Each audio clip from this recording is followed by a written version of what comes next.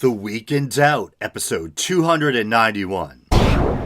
Hey everyone, I'm Phil Albertelli, the host of The Week in Doubt, a podcast for atheists, agnostics, and whoever. I take it everyone survived last week's rather depressing episode, the one dealing with celebrity suicides and depression. On a serious note, I hope someone got something out of that episode. I hope it helps someone out there. I know I said I was going to try to refrain from going into any of the tabloid aspects of the Bourdain story. And I should say up front that I'm using a screen capture tool again because I'm going to be juggling a lot of video clips here. And I think this might cut down on the workload for me regarding the editing. But anyway, yeah, some images surfaced of Asia Argento kind of canoodling with some French journalist. I guess they were originally sold and published a few hours before Anthony Bourdain's death, and then quickly taken down upon news of his suicide, but they've nevertheless ended up making their way into the public eye. My first reaction as a Bourdain fan and as someone who knows what it feels like to be cheated on was kind of like, how dare you, Asia, you know? But, you betrayed Tony. But in fairness to her, who knows what was going on? Maybe her and Bourdain were technically broken up at the time or something. I don't know. Either way, the pictures kind of, they didn't sit right with me and kind of grossed me out. But enough of this. What is TWID turning into TMZ? Anyway, so onward. And before we start, I'd like to give a shout out to Stephen James Pastor for liking the Week in Doubt Facebook page. And also before we start, I'd like to read some iTunes reviews. I haven't done that in a while. So first we have a review from good friend of myself and the show, Crocoduck. And he says, been listening for a long time. Phil covers news stories, current events, and other topics of interest to agnostics, atheists, and whoever. He worked the tagline in there. All right. And gave me 5 stars. Pretty cool. Thank you, my friend. And then next we have, oh boy, a negative review. Someone who gave me 1 star. And I want to say I try to take negative reviews in stride. You know, I'm human and kind of a neurotic human at that. So yeah, I certainly don't like being criticized or I don't like being hit with a negative review. But I try to keep things in perspective.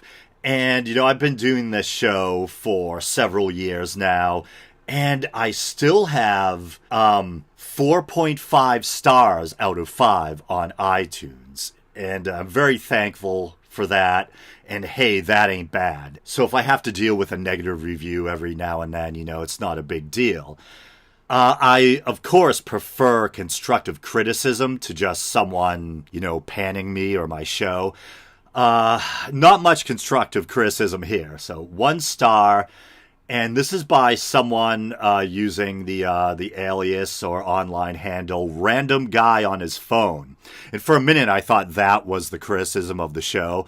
And I was going to be like, well, you're not too far off the mark, except I don't think I've ever recorded a show on my phone. But he says the arguments were not compelling.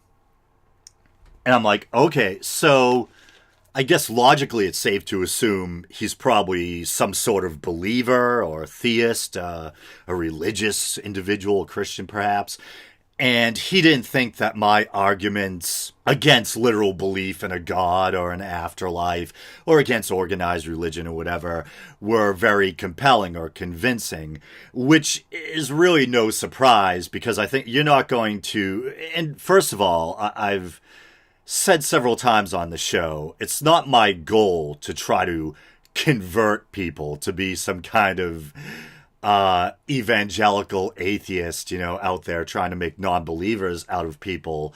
I mean, I guess to be honest, part of if I have an agenda with the show is to try to advocate reason and critical thinking. But I'm certainly not laboring under the delusion that a believing Christian is going to, listen to an episode of my podcast and throw a lifetime of indoctrination out the window because of something, I said. I certainly don't think I have that kind of power. I think when people with a certain worldview are confronted with a worldview that is antithetical or diametrically opposed to their own, it's kind of natural, in fairness, to be kind of defensive, to be a little standoffish. And they're probably really going to have their beliefs chipped away at for a long, long time before they eventually see the light, so to speak. I know people like Sam Harris and Richard Dawkins have talked about how they've personally gotten letters or emails from people telling them how they were responsible for turning them away from theism to atheism. And I guess I would say that obviously people like Harris and Dawkins have astronomically larger audiences than I have. So just statistically, there may be a chance that, a small proportion of their audience will have some kind of irregular experience like that, where they're very kind of quickly turned away from from the theistic beliefs they were raised with or whatever. But my guess would be that person was probably already primed or kind of already in a place where they were ready to be more receptive to the opposing worldview, which in the first place is maybe, why they sought out the works of people like high-profile atheists like Sam Harris and Richard Dawkins.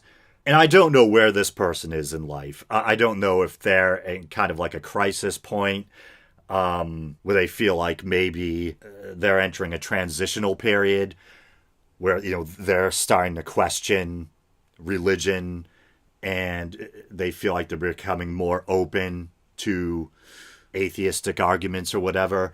Or it could be, I think some people just like to hate listen or hate watch things, or people like to challenge themselves intellectually by exposing themselves to the opposite or opposing point of view. And he might be one of those people. This person might still be a staunch theist, but they like to kind of challenge themselves or kind of sharpen their wits by wrestling with the opposition or whatever. And if that's the case, I mean, I have to say, in fairness to myself, I think I make some pretty damn good arguments against literal belief in a man-made concept of God, or belief in an afterlife, or, literal belief in biblical texts or religious texts in general. For instance, my reasons for not believing in an afterlife or strongly doubting the existence of an afterlife are, well, for one, I just don't think the empirical evidence is there. The best quote-unquote evidence I think we have for an afterlife boils down to things like phony, baloney, double exposure pics of so-called ghosts from, the spiritualist era of the 19th century, or modern photoshops, incredibly cringe-inducing ghost hunter shows, where people use technology incorrectly, play a game of audio Rorschach with so-called EVP recordings, claim that they were scratched in the dark, but none of us ever get to actually see the apparition on camera or whatever. Anecdotal stories about ghosts or so-called near-death experiences. I think probably every family or everyone knows someone who claims to have had some kind of encounter with a ghost. And if you really look at them with a clear head, they usually don't add up to much. I think one story a friend told me once is that his mother needed a certain amount of money, and she happened to find that exact amount of money or something in the coat pocket of a dead relative, an uncle or something. Okay, well then we have to ask, okay, was there some kind of suspension of disbelief going on, some kind of embellishment? Was it really, in fact, the exact amount. We've probably all, accidentally happened upon money we forgot about hanging around in a pocket or something like that. Or in this case, if you're doing someone else's laundry or you're cleaning out a closet, you might happen upon money in someone else's pocket. And what's more likely, that the person died with some forgotten money in their coat hanging in a closet somewhere, or that the person's ego self, their individual self, survived the death of the body, phased through the wall into the house like Casper the Ghost or something. And I don't know where the ghost got the money, but somehow or another, Casper got his hands on some greenbacks and stuffed them into the coat pocket of his former mortal self or whatever. I think we all have these kind of spooky experiences where it seems like there's some kind of synchronicity at work or at play. But do those really amount to solid evidence of supernatural phenomena? For instance, we've probably all had the experience where you're thinking about a certain song and all of a sudden it comes on the radio, or you were thinking about a friend and all of a sudden that friend calls you. And yeah, that does feel kind of spooky, it kind of makes the hairs on the back of your neck stand up. But to me, most likely it's a statistics game, even though it's kind of fun and thrilling to think otherwise. Because think about it, how many times are you thinking about a certain song and it doesn't come on the radio? How many times are you thinking about someone and they don't call you? A hell of a lot more than, they do, or you do hear that song or whatever. So almost statistically, once in a while, you're bound to experience that kind of coincidence, I would say. And I know when we were kids, my two older brothers shared a room. And I don't know, they could have been adolescents or in their early teens at the time. And they had a story about how they were both lying in bed. I think I've told this on the show before. And they saw like something white fly over their beds in the dark of the room, And both thought it was a ghost or something. And I remember what it's like to be a kid. And kids kind of like to have fun by scaring one another or themselves. You kind of pull the covers up and peek around the room and then pull the covers over your head and hope that Mr. Ghost or whatever lies in the dark isn't going to get you. And there's a kind of certain kind of little thrill, cozy thrill or something to that. So could it be that they saw something, either, a headlight beam quickly cut through the window, or could it be that one of them threw a white pillowcase or something over at the other one and then just kept playing along and preserved or perpetuated the narrative that it was a ghost? I'm not saying I know with 100% certainty that there isn't an afterlife or that there aren't spirits, but going on everything that I can piece together, what we know about brain anatomy, the dearth or lack of evidence for the existence of spirits or ghosts, an afterlife, etc., it seems like the logical assumption is that those things don't exist.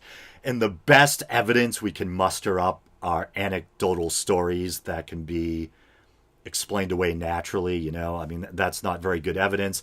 And as far as NDEs or near-death experiences go, I'm sure that some people really do have very powerful and convincing experiences, but I think there's a good chance that those things could be explained away by chemical activity in the dying brain or a brain starved of oxygen or whatever. Do I know that to be the case with 100% certainty?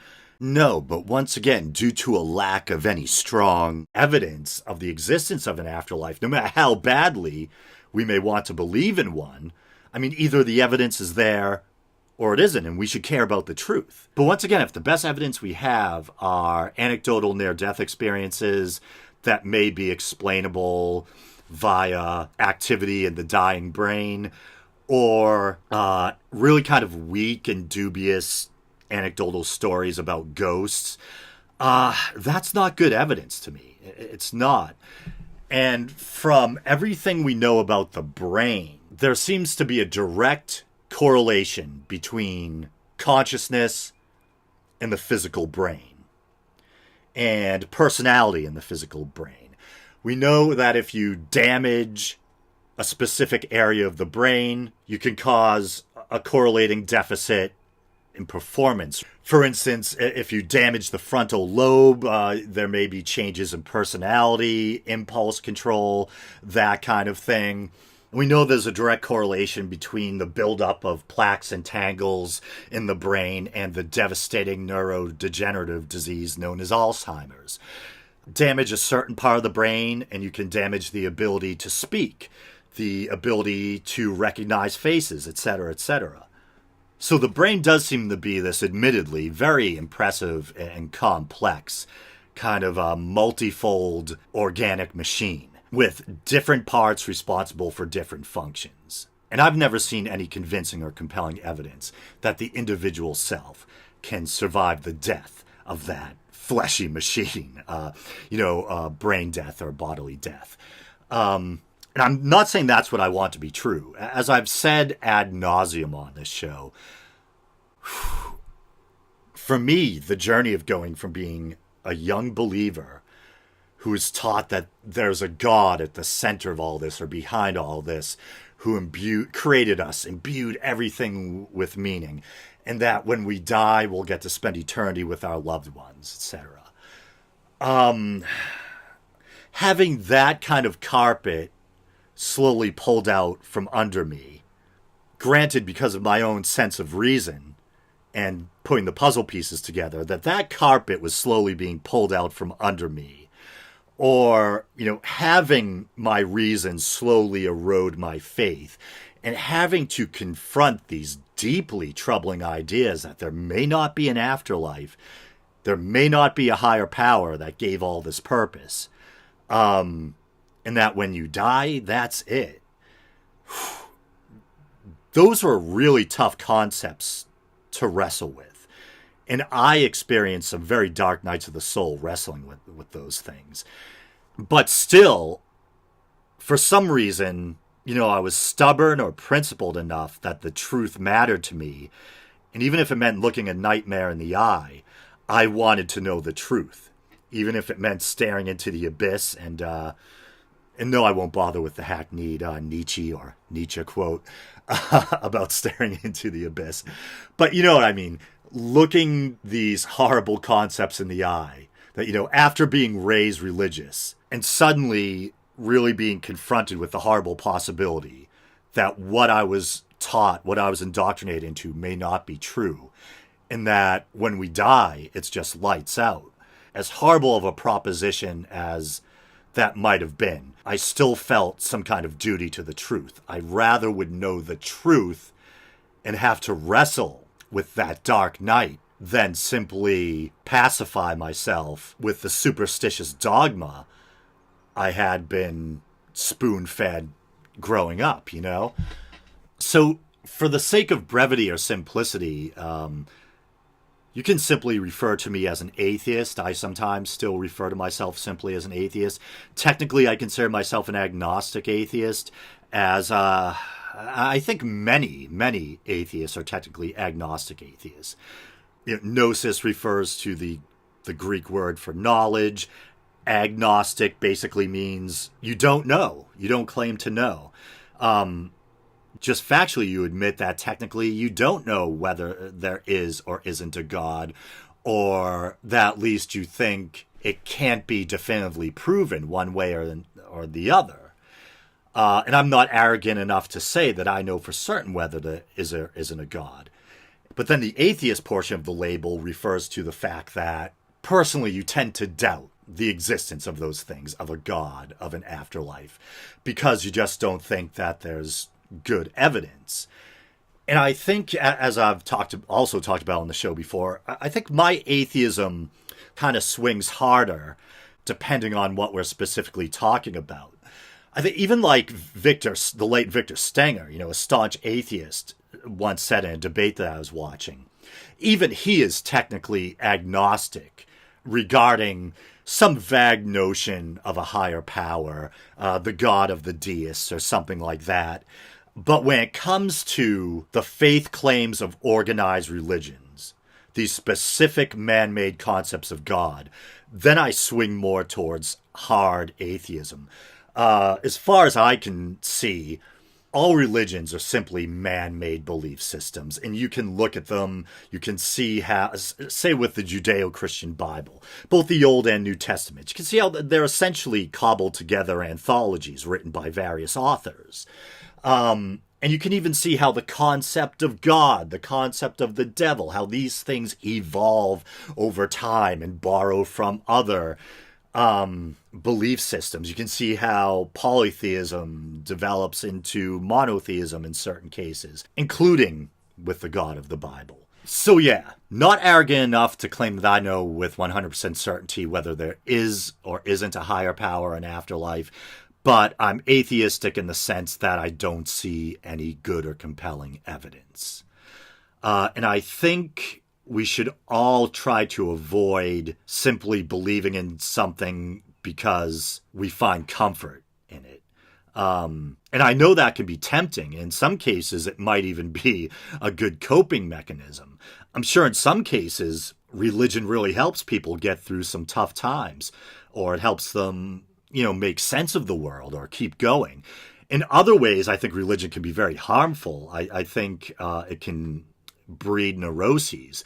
Teaching young children to constantly be in fear of hell, that these kind of two cosmic boogeymen, God and the devil, are constantly watching them and vying for control over them or whatever, Yeah, but I think just because we find an idea comforting doesn't mean that we should accept it as fact. I think that we should take life seriously enough to take this phenomenon of existence seriously enough that we want to know what the actual truth of it is. The universe is such a big, mysterious place, and we're but finite creatures with relatively, very short lifespans in contrast to the age of the universe, etc., that no single one of us will ever probably be privy to all the answers. But we should still try to want to get as close as possible to the actual truth. And not wear these man-made religious blinders because it makes us feel better. So the man-made nature of religion and what we know about the anatomy of the brain and in conjunction with the dearth of empirical evidence for the existence of a soul, those are my arguments, random guy on his phone, and I think they're pretty compelling. So get bent. I had to vent a little at the end there.